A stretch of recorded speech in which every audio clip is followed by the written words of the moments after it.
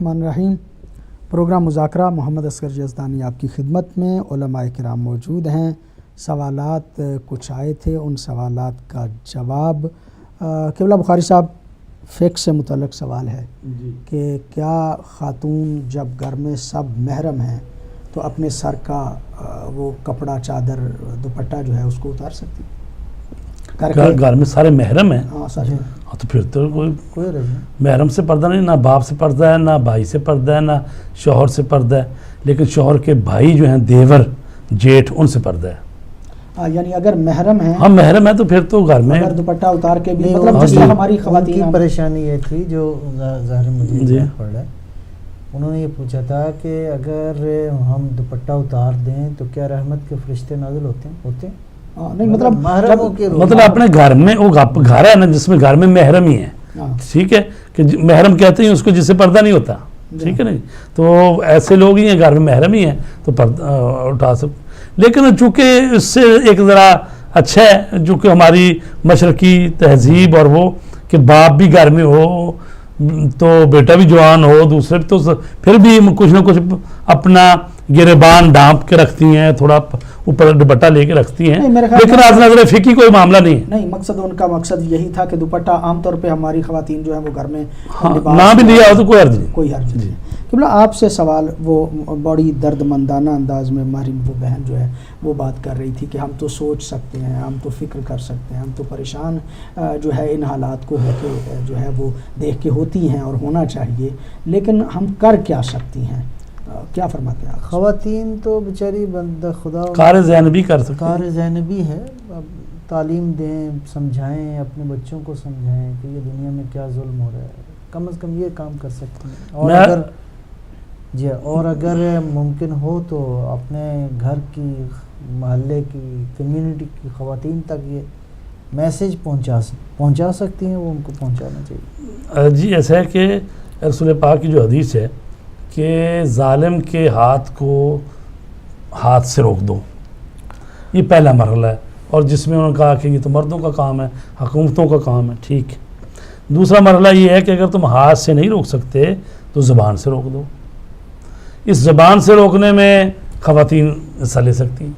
اس کے بعد ہے کہ اگر زبان سے بھی نہیں روک سکتے تو دل میں تو ظالم کو برا کرو، مظلوم کے ساتھ اظہار محبت رکھو، تو لہٰذا یہ آخری دو مرحلے ہیں، ان میں تو خواتین کر ہی سکتی ہیں۔ اور آج کے زمانے میں یہ ہے کہ اگر کوئی خواتین جو ہیں وہ ای میل کر سکتی ہیں، وہ کوئی سوشل میڈیا پہ جا کے بات کر سکتی ہیں، وہ جس طرح جہاں جہاں سکول میں ہے، کالج میں ہے، یونیورسٹی میں ہے، یعنی میڈیا میں ہے، جہاں جہاں جو ظلم کے خلاف آواز کر سکتا بلند، اس کو کرنا چاہیے۔ اور کلکم مسئول وکلکم راعٍ عن رعیتہ، ہر کوئی بندہ جو ہے مسئول ہے، اس سے پوچھا جائے گا اس کی ذمہ داریوں کے بارے میں۔ تو ظاہر ہے کہ یہ جو حدیث کہہ رہی ہے کہ من اصبح ولم یہتم بامور المسلمین فلیس بمسلم، تو اس میں کیا صرف مرد شامل ہیں یا عورتیں بھی شامل ہیں؟ یعنی جب مسلمان مسلم کہا جاتا ہے تو عورتیں مرد سب شامل ہوتے ہیں۔ تو یعنی جو بھی شخص مسلمان صبح کرتا ہے اور دوسرے مسلمانوں کے امور کی اہمیت نہیں دیتا، اس کو غور نہیں کرتا، تو پھر فلیس بمسلم، وہ مسلمان نہیں ہے۔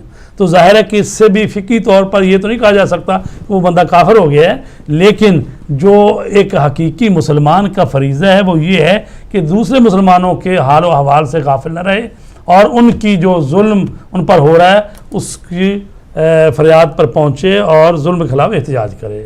السلام علیکم۔ السلام علیکم علامہ صاحب۔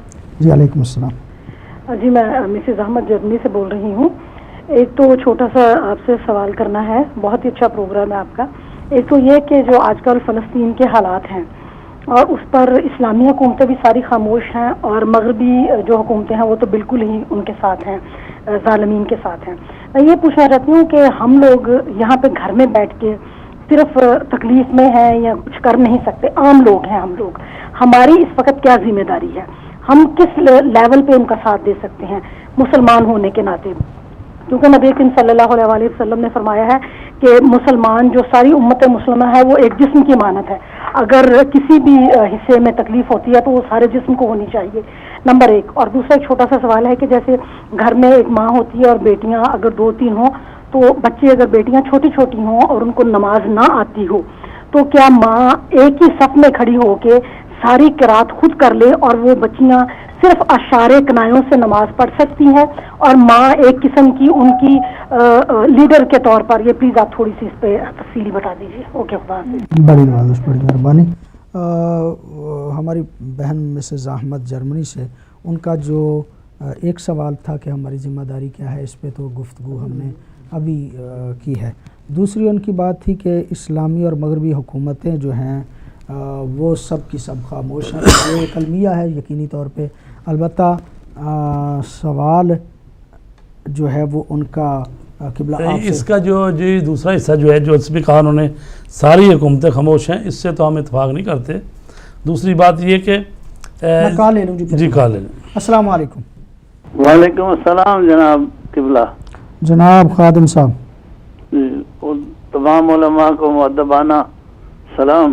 علیکم السلام. آج آپ کا موضوع جو ہے حقیقتاً بڑا مفید ہے اور اصلاح امت کا ہے، اور حقیقت یہی ہے کہ ابن تیمیہ اور محمد بن عبد الوہاب نے دین کو جس طرح مسخ کیا ہے اس کی آپ نے بڑی اچھی طریقے سے نشاندہی کی ہے، اور میں آپ کو خراج تحسین پیش کرتا ہوں.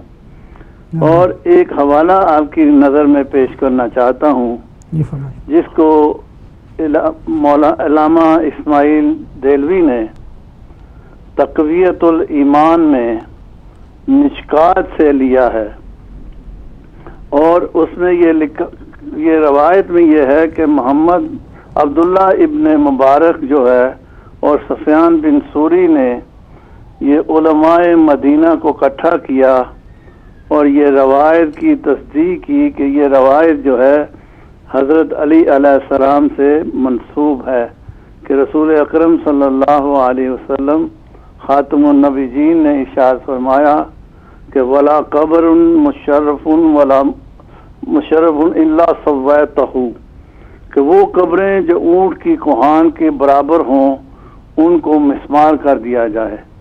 تو اس کے بعد یہ 1100 کچھ ہجری کا واقعہ ہے کہ جو کہ جنت البقیع کے اوپر جو ہے قبروں کو مسمار کر دیا گیا تھا. اور دوسری بات میں عرض کرنا چاہتا ہوں آپ کی اجازت سے، مستدرک علی صحیحین میں امام حاکم نے یہ لکھا ہے کہ حضور نبی کریم صلی اللہ علیہ وسلم نے علماء مخصرین پر لعنت بھیجی ہے. تو کیا علماء مخصرین بھی اسلام کو نقصان نہیں پہنچا رہے؟ یہ میرا دوسرا سوال ہے. جزاکم اللہ خیر جزا فی امان اللہ. شکریہ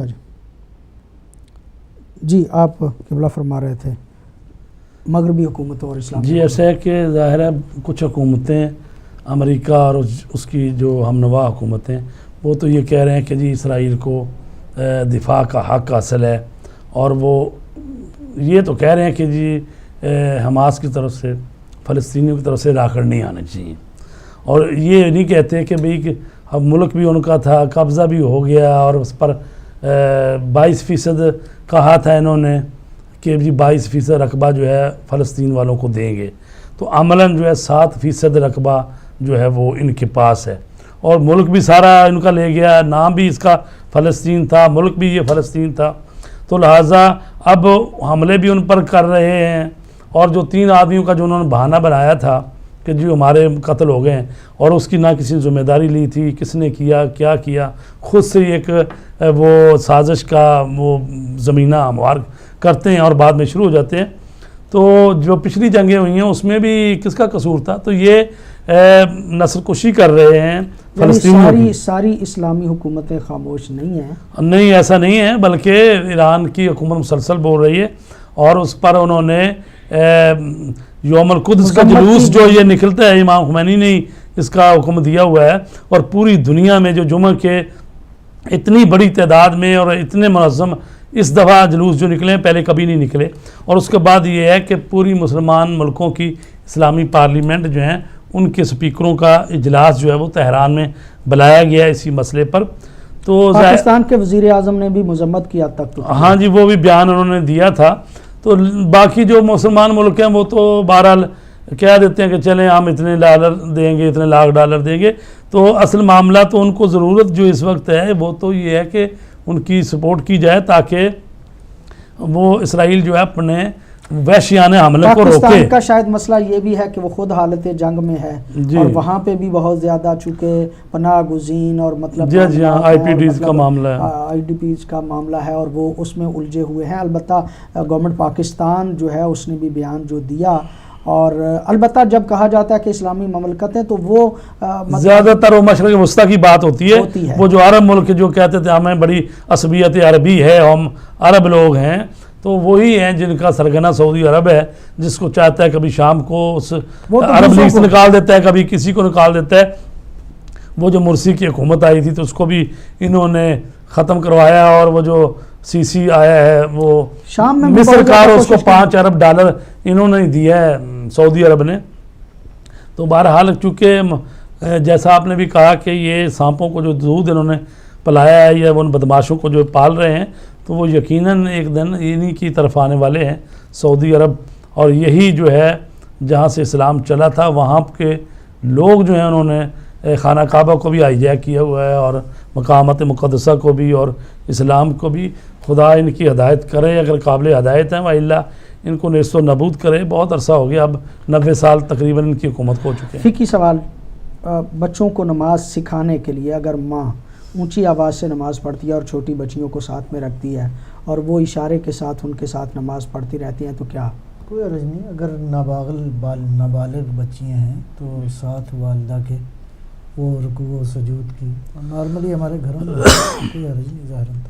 وہ جو نماز جو ہے صبح کی مغرب شاہ کی وہ تو پڑھ ہی سکتی ہے 2 رکعت پہلی اونچی آواز میں بچوں کو سمجھانے کے لیے, لیکن زور اثر کی ظاہر ہے وہ آہستہ ہی پڑھے گی, لیکن وہ عورتوں کی جماعت عورت کروا سکتی ہے. مطلب ویسے اگر بڑی بھی ہوں عورتیں ہیں تو عورتوں کے لیے پیش نماز عورت ہو سکتی ہے, صرف یہ کہ مردوں کے لیے نہیں ہو سکتی.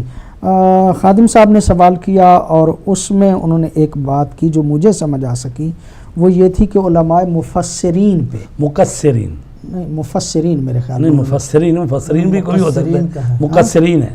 مکسرین پہ اگرچہ علماء مفسرین کی اصطلاح بھی علماء مفسرین پہ, چونکہ یہ بات بہت پرانی ہو رہی ہے. اچھا ہاں کہ علماء مفسرین پہ انہوں نے لعنت کی تھی, تو کیا اس کے حوالے سے مطلب ہے مفسر کا مطلب ہوتا ہے جو کسی چیز کی وضاحت کرے, تفسیر کرے.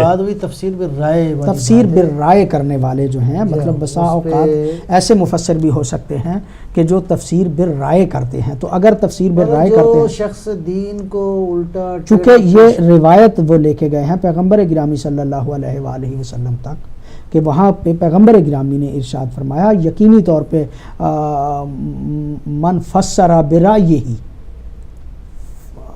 فلیقعد مقعدہ فی النار, اس قسم کی روایت ہے. وہ مطلب ان کی مراد مفسرین ہی تھی, چونکہ پیغمبر گرامی نے ایسے مفسرین پہ لعنت کی. کیا فرماتے ہیں آپ اس؟ میرا خیال ہے وہی بنیادی طور پہ تو ظاہر ہے تفسیر بالرائے کا مطلب یہ ہے کہ آپ اپنی رائے کو ٹھونسیں دین کے اوپر, جبکہ وہ دین کی رائے نہ ہو. یہ جو ابھی سارا مطلب ابھی مصیبت پڑھ رہے ہیں ساری, یہ یہی ہے. یہ جو ابن تیمیہ, محمد بن عبد الوہاب, اس کے بعد البانی, اور یہ سارے مکسرین ہیں اصل میں یہ لوگ, یعنی جو رسول کریم کا ہے درجہ یا ان کے فضائل یا ان کی اہل بیت کے, ان کو گھٹا دیتے ہیں.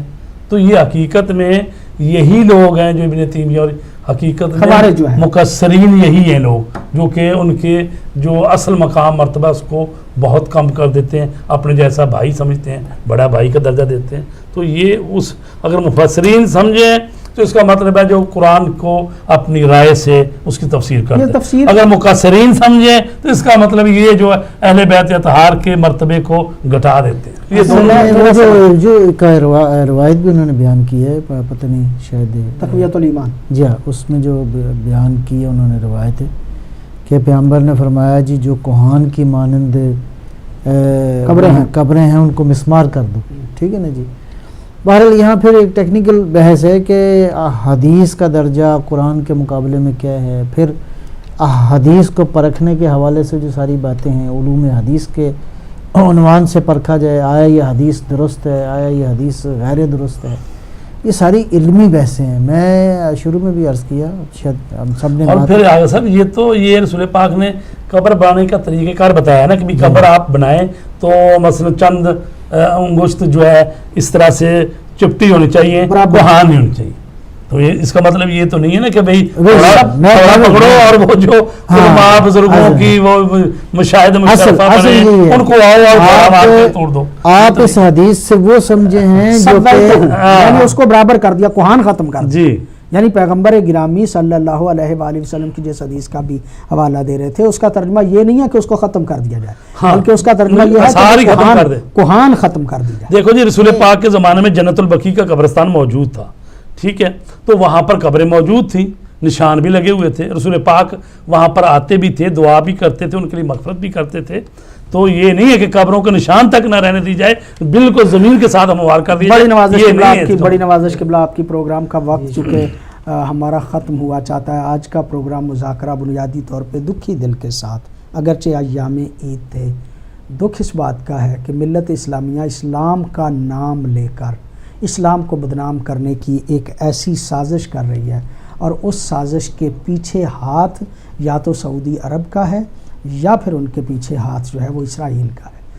اصل ہدف اور مقصد یہ ہے، دونوں کو بھی اگر ملا لیا جائے تو یہ برا نہیں ہوگا. اس لیے کہ انقلاب اسلامی ایران جب برپا ہوا تو ایک خطرہ محسوس ہوا کہ کہیں حقیقی اسلام دنیا پہ غالب نہ آ جائے.